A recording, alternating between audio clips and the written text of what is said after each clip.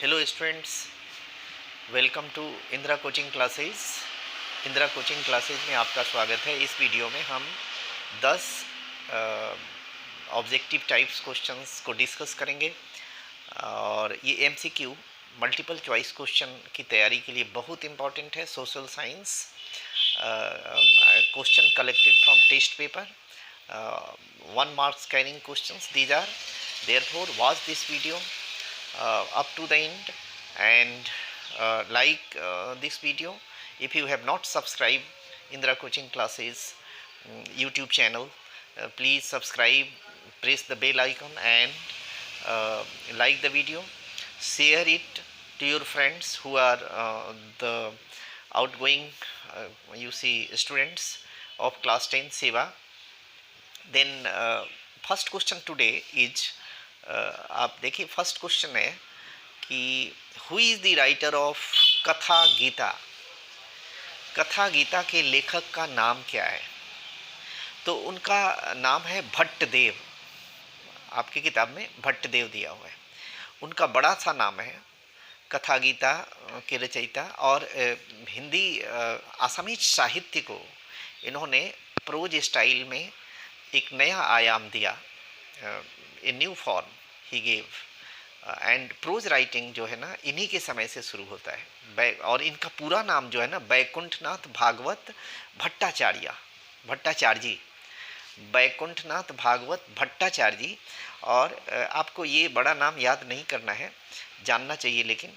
और भट्टदेव जो इनका नाम है वो शॉर्ट नेम है, और वही नाम आपको याद करना चाहिए। Who is the writer of Katha Gita? Bhattadev. दूसरा क्वेश्चन आज का है, name a person from Assam who participated in Dandi march. Dandi march में भाग लेने वाले उस असम के व्यक्ति का नाम बताएं जिन्होंने महात्मा गांधी के द्वारा दांडी मार्च जो 1930 में स्टार्ट हुआ था उसमें भाग लिया था। तो उनका नाम है लीलाधर बरुआ।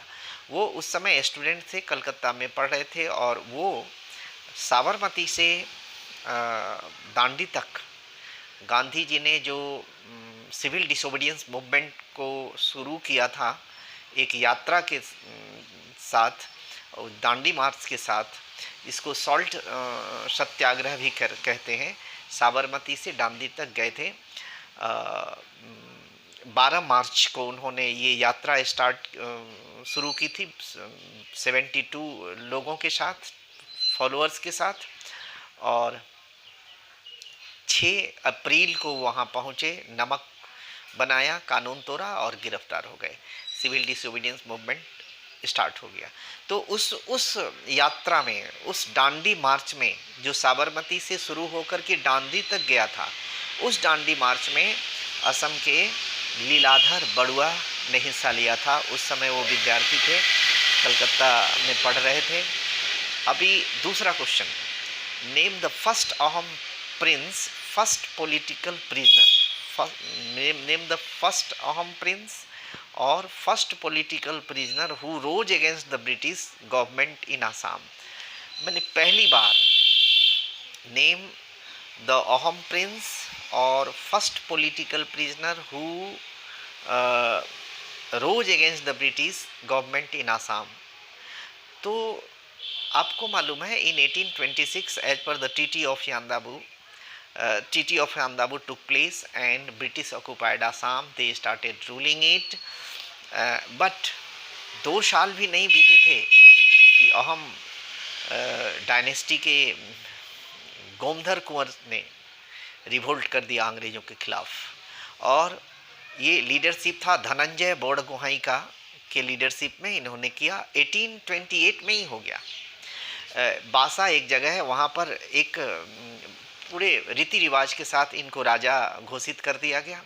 गांव के लोगों ने नो टैक्स कैंपेन भी चला दी, लेकिन अंग्रेज़ों की ताकत जो थी ना, बहुत मजबूत थे अंग्रेज उस समय, और उन्होंने इस आंदोलन को, इस रिवोल्ट को दबा दिया।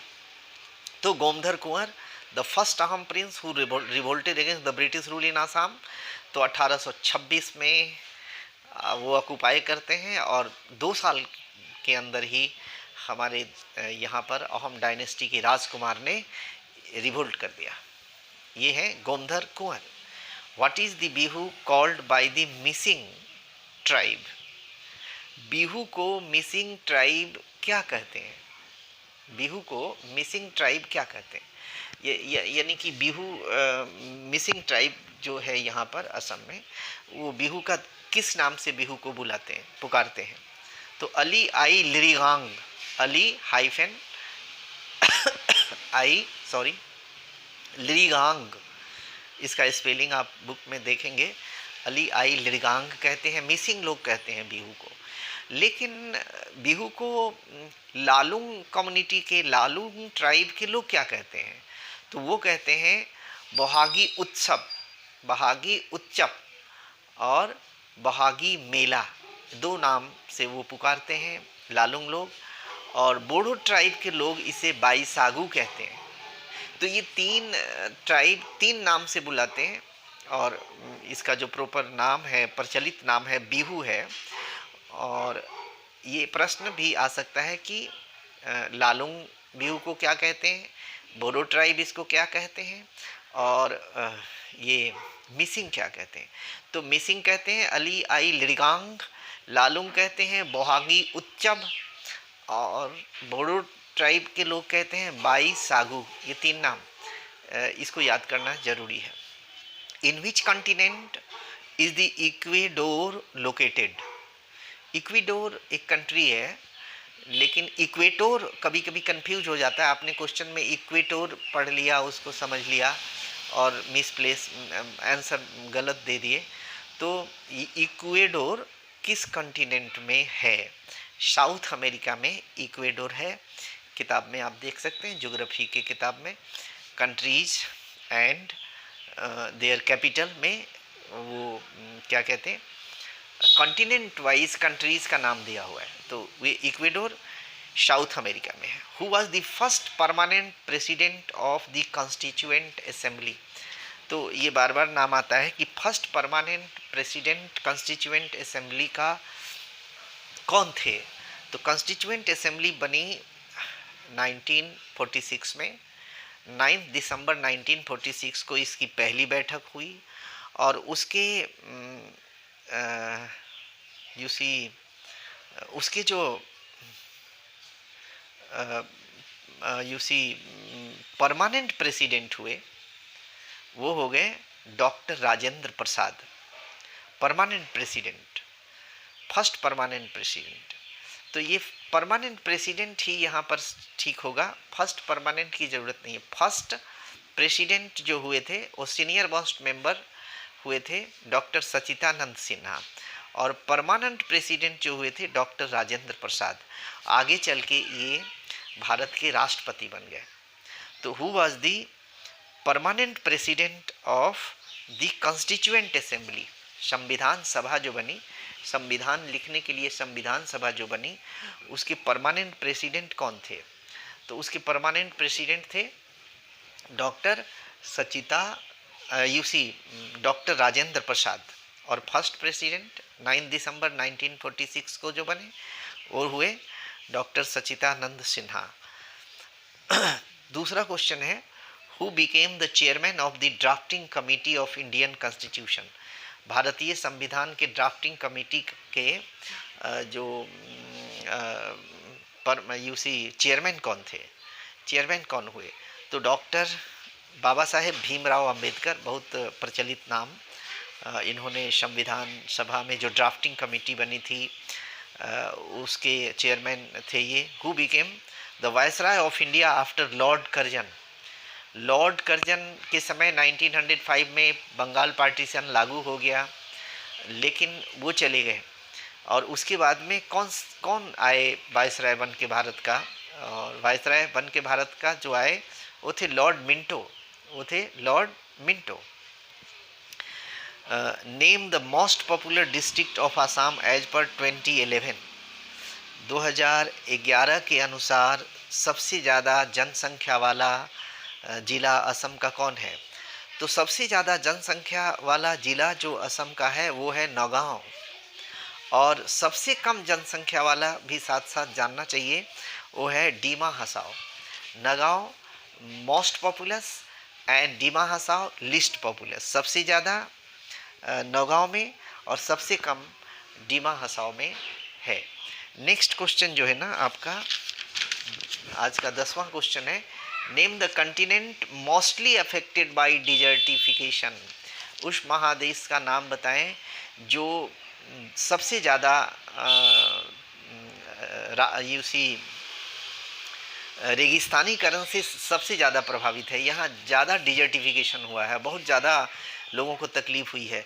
तो पहला सबसे ज़्यादा जो हुआ है वो नॉर्थ अमेरिका को हुआ है। वहाँ 27% एरिया जो है ना डिजर्टिफाइड हो गया, उसका डिजर्टिफिकेशन हो गया। और उससे कम सेकंड जो है स्थान है जो साउथ अमेरिका सेकंड, वहाँ के 22% एरिया ख़त्म हो गए, डिजर्टिफाइड हो गए। और ये तो आपका name the continent mostly affected by desertification. तो डिजर्टिफिकेशन से सबसे ज़्यादा नॉर्थ अमेरिका हुआ और दूसरे स्थान पर जो ज़्यादा क्षति हुई वो साउथ अमेरिका को हुआ। तो नॉर्थ अमेरिका, साउथ अमेरिका, सबसे ज़्यादा साउथ अमेरिका।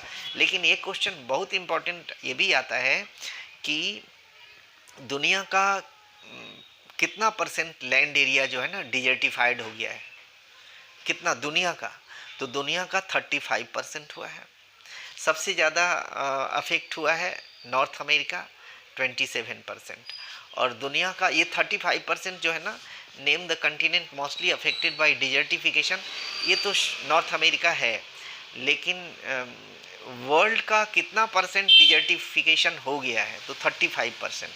तो धन्यवाद। आज इस वीडियो में 10 क्वेश्चन के साथ हम इसको समाप्त करते हैं। वीडियो को देखें, इंदिरा कोचिंग क्लासेस को सब्सक्राइब करें, बेल आइकन दबाएं, वीडियो को लाइक करें, शेयर करें। धन्यवाद।